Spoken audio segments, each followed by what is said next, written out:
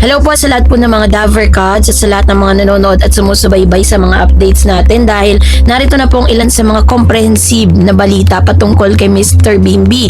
So marami kasing mga nagtatanong, nag-PM or kung anek-anek pa nagko-comment sa comment section na bakit daw parang biglang nagbago yung schedule ng parang appearance ni Bim dito po sa Itbulaga. So yun ang ating pag-uusapan maya-maya lang. But before that, let's talk about this one. Mga kamarites, kachikat, kapwa main character, kung napansin niyo na medyo missing in action o hindi consistent ang ating paboriting showbiz royalty na si Bimby Aquino sa pananghalian ninyo sa Itbulaga, huwag kayong mag-alala o mag-isip ng kahit anong drama. Ayon mismo kasi sa opisyal na payag ni Papa Jack Salvador, ang Trusted Road Manager or RM ni Bim, may napakalaki at napakagandang dahilan kung bakit tila putol-putol ang kanyang paglabas sa longest running noontime show ng bansa. Ano nga bang dahilan na po? Ano nga ba talaga yung dahilan?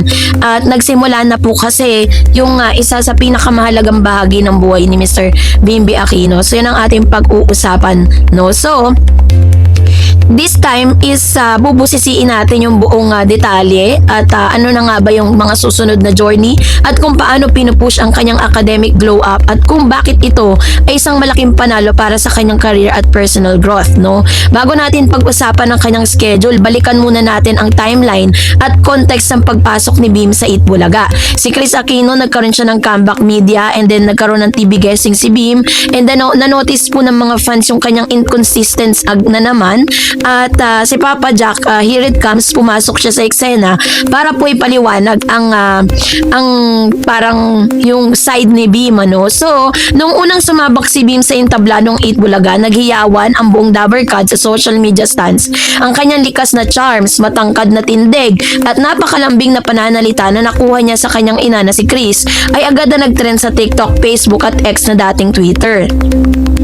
Ang lumabas na tanong sa media, isang linggo matapos ang kanyang masayang paglabas, napansin ng mga loyal viewers na may mga araw na wala si Bim sa studio. Marami ang nag-speculate. Pumunta pa siya sa US para makasama si Chris. May bago ba siyang movie project?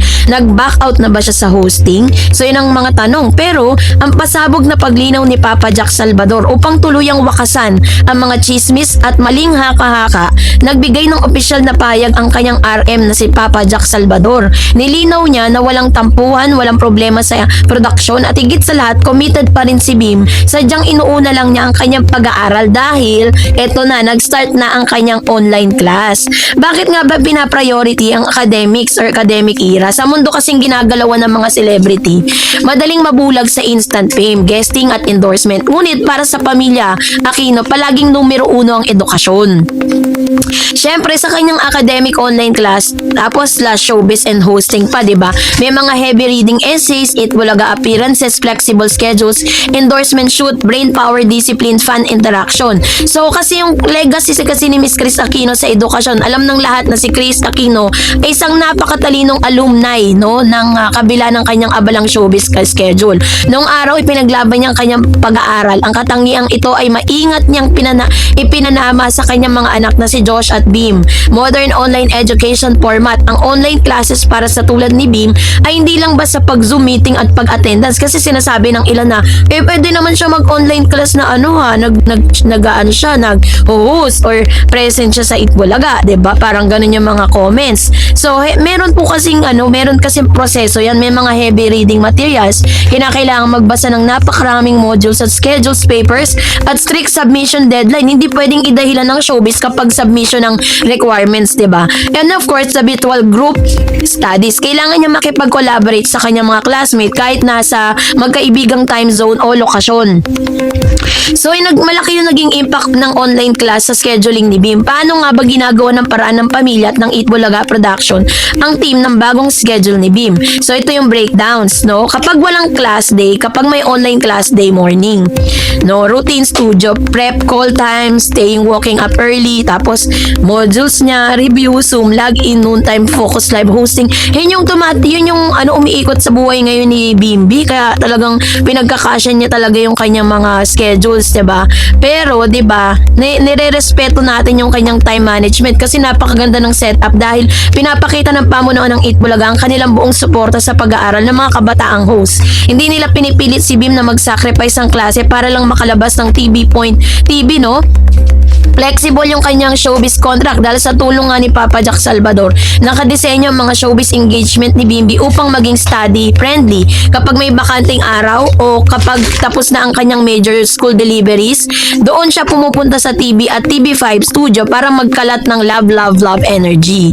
Ang positibong epekto nito sa Gen Z fans, ang hakbang na ito ni Bim at ng kanyang management ay nakatanggap ng napakaraming papuri mula sa netizen, lalo sa Gen Z audience na meron po kasi mga pangunahing dahilan kung bakit sobrang naging magandang halimbawa, 'di ba? Kasi nagpakita lang naman si Bim ng isang authentic role model for the youth sa panahon kung saan marami sa mga kabataan ang gustong maging instant influencer or content creator ng walang sapat na edukasyon. Ang pagpili ni Bim ng kanyang pag-aaral ay isang malakas na mensahe, cool pa rin mag-aral.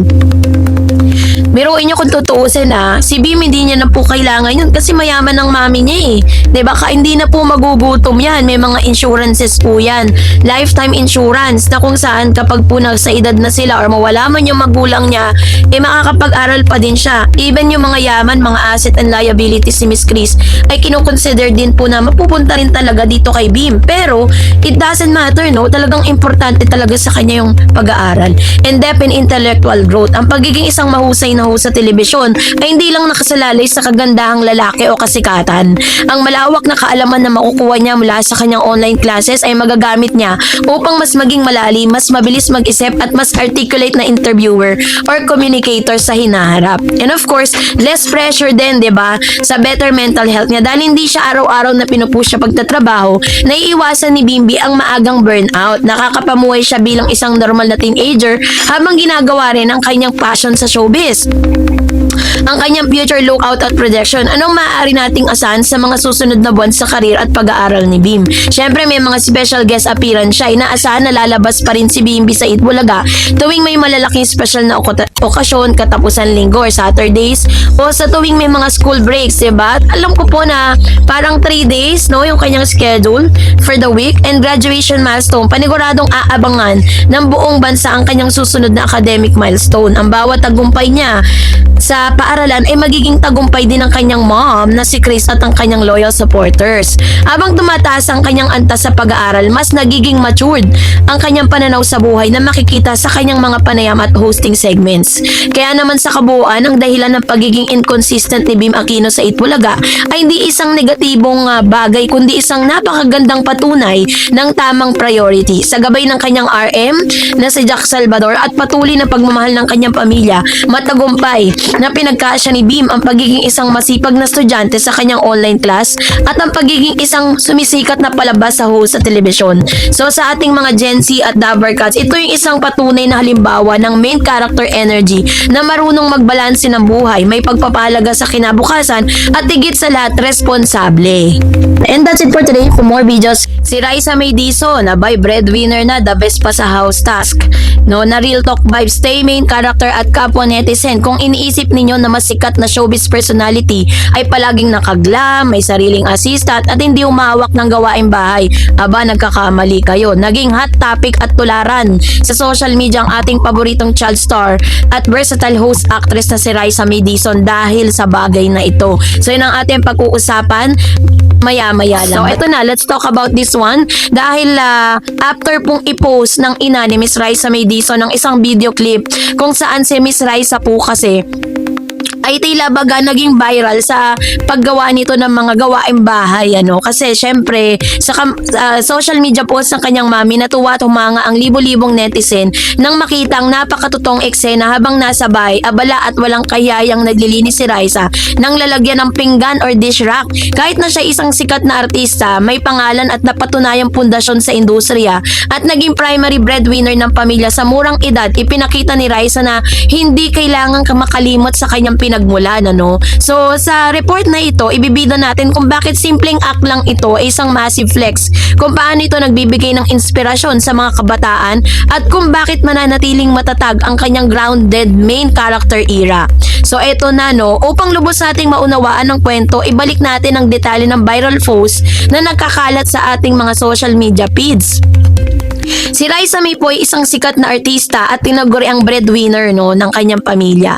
Nagkaroon po ng viral home video photo posted by her mom. And Raisa May diligently cleaning the dish rack and netizen praises and viral appreciation era. So ang eksena nila sa bahay. Sa post ng ina ni Raisa May, kitang-kita ang casual at napaka-relatable na kapaligiran. Walang ring lights, walang bonggang makeup at walang pilit na staging. Simpleng pambahay na kasuotan, nakapantulog lamang suot ni Raisa habang buong tiyaga niyang binubuhusan, sinasabunan, pinupunasang maigi ang lalagyan ng mga pinggan. Ang reaksyon ng netizen, hindi nagpahuli ang netizen sa pagbibigay ng kanilang paghanga. Sa halip na ikahiyan o ikaila, buong pusong ginagawa ni Raisa ang mga responsibilidad sa bahay. Kaya naman, salute kay Raisa, sikat na pero napakalaking tulong pa rin sa bahay. Ito ang totoong halimbawa ng disiplina at tamang pagpapalaki ng magulang. Kahit may pera na siya at breadwinner, down to earth pa rin, ano?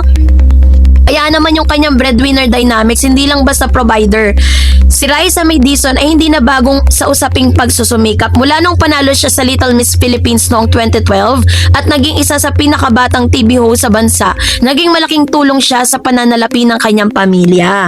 No, dahil naging TV show host and actress, respectful daughter, endorsement and projects, doing household and chores, family breadwinner, grounded and humble. Sa pagtulong sa pamilya sa murang edad, hindi biro ang gumanap bilang breadwinner. Sa murang edad, natutunan ni Raisa May magsumikap, magpuyat, magtaping at maging profesional sa harap ng kamera upang mabigyan ng magandang buhay ang kanyang pamilya. Ang pagpapanatili ng humility sa kabila ng tagumpay, maraming tao na kapag nakatikim ng kasikatan o pananalapi ay may posibilidad na lumaki yung ulo o umiwas sa mga simpleng gawaing bahay. Ngunit iba kay Raisa, pinakita niya na ang pagiging breadwinner ay hindi dahilan para maging excuse sa pagiging isang mabuting anak at kapamilya sa loob ng tahanan. Diba? Bakit big deal to sa Gen Z audience? Sa modernong panahon at sa kultura ng Gen Z, napakataas na napakahalaga sa authenticity o pagiging totoo sa sarili.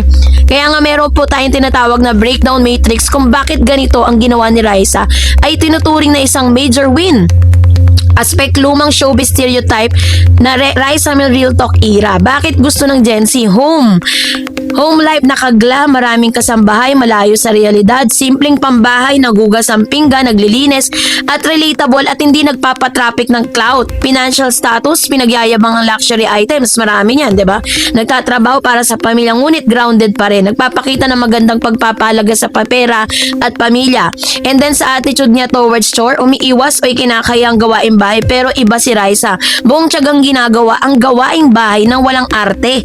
So, normalization ng responsibilidad sa tahanan.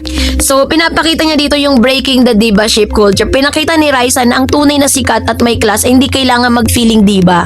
Ang tunay na main character ay marunong magpalaga sa kalinisan ng sariling tahanan, normalizing house chores as self-care and responsibility. Para sa nakababata o nakatataas na henerasyon, ang paglilinis ng bahay tulad ng dish rack ay hindi parusa kundi isang anyo ng pag-aalaga sa tahanan at pagpapakita ng respeto sa ginagamit ng mga kagamitan.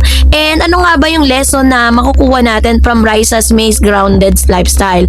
So may mga mahalagang aral at values na maaari nating makuha mula sa positibong balitang ito. Si Raisa May po ay nagpakita ng pagiging yung kanyang integrity beyond the camera o yung pakikitungo kapag walang lights. Ang tunay na karakter ng isang tao ay nakikita sa mga simpleng bagay na ginagawa niya kapag wala ang audience. Ang kusang loob na paglilinis ni Raisa sa bahay ay patunay na natural sa kanya ang pagiging masipag, no? So, meron din siyang work-life synergy. Kahit abala siya sa kanyang mga proyekto sa telebisyon at pagpatuloy ng kanyang karir, nakahanap siya ng oras upang makatulong sa kanyang ina sa bahay. Walang dahilan tulad ng pagod ako sa taping upang hindi tumulong sa simpleng gawain ng bahay, ano? And of course, syempre, the future lookout at continued inspiration. Ano nga maaari nating asahan sa mga susunod na kabanata ng karir at buhay ni Raisa May? Ang ganitong uri kasi ng authenticity ay lalong nagpapatibay sa kanyang image bilang isa sa pinaka-trusted at well-loved youth icon sa Philippine media. So, nai-inspire yung mga youth, no, na maging grounded, stay grounded. Magpapatuloy ang kanyang magandang impluwensya sa mga nakababatang tagahanga na pahalagaan ng pamilya at edukasyon sa mga responsibilidad sa bahay and long-term career resilience. Ang mga artistang tulad ni Raisa na may matatag na pundasyon sa disiplina at kababaang loob ay may pinakamahabang career, pinakamababang career sa industriya or pinakamahaba, yung longevity, 'di ba? So, in totality, ang simpleng paglilinis na ito ni Raisa May Dizon na lalagyan ng pinggan sa kanilang bahay sa kabila ng kanyang status bilang sikat na artista at breadwinner ay isang napakagandang paalala sa lahat. Pinapatunayan niya na ang tunay na tagumpay ay hindi lamang nasusukat sa kung gaano kalayo ang marating mo palabas ng iyong tahanan, kundi sa kung paano mo pa rin minamahal at ginagalang ang iyong pinagmulan sa loob ng tahanan. Para kay Raisa May Dizon, you absolutely queen. Patuloy mo kaming i-inspire sa iyong kasipagan, kababaang loob at pagiging totoong tao. Period. Diba? Kaya naman kayo po, anong niyang sa loobin patungkol dito, mag-comment kayo sa comment section. Hello, and that's it for today. For more videos and updates, please don't forget to like and subscribe, and please don't forget to follow my Facebook page, Dareds TV and Dareds channel. God bless everyone.